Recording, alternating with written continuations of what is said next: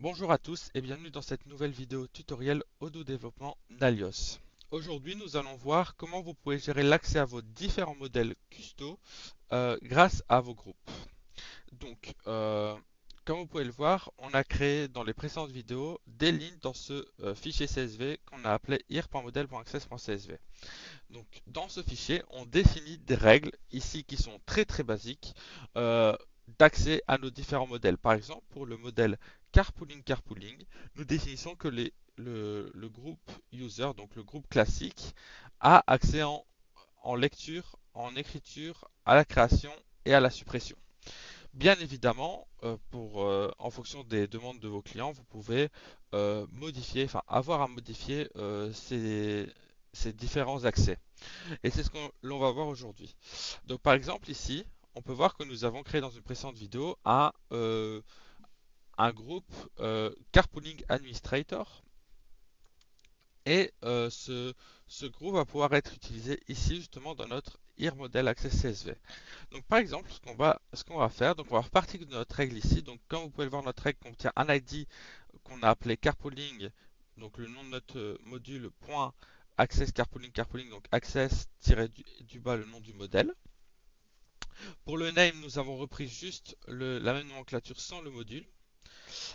Important pour ici, par rapport au modèle, il faut indiquer le nom du module point modèle tiré du bas et le nom du modèle avec des tirés du bas à la place des points.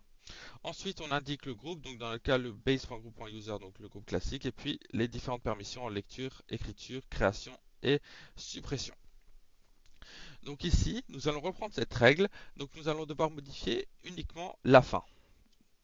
Et nous allons indiquer le groupe sur lequel on veut que notre règle s'applique. Donc imaginons ici, on va dire en fait on veut que ce modèle-là, on mette des conditions euh, sur le groupe carpooling admin.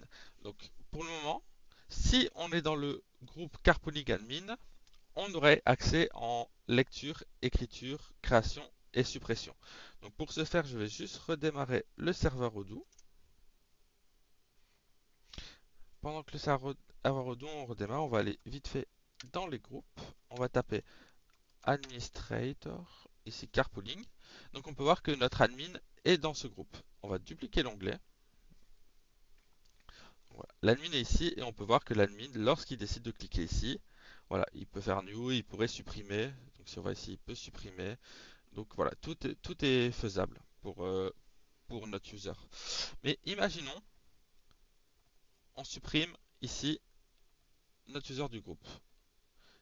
Déjà là, lorsqu'on va F5, on va nous dire, ah, on n'a pas accès au modèle.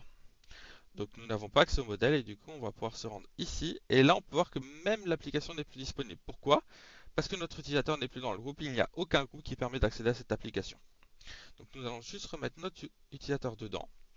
Et là, imaginons, on dit, ok, en fait, nos administrateurs, ils peuvent juste read.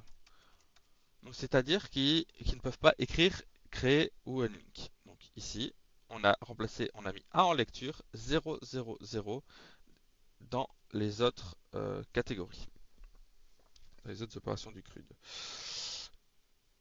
Et donc ici, nous allons retourner au niveau de notre app et comme on peut voir, on a accès à l'app évidemment, mais on ne peut plus créer. Lorsqu'on clique dessus, on ne peut pas modifier. Impossible de modifier parce qu'on n'a accès qu'en lecture. Et donc évidemment, si on change ici et qu'on dit ok, je veux avoir accès en écriture, on pourra désormais modifier les valeurs de notre modèle. Donc on va juste aller ici, faire une petite mise à jour, et là voilà, comme vous pouvez voir, on peut remodifier toutes les valeurs de notre domaine, évidemment, hormis si un champ étant en read-only.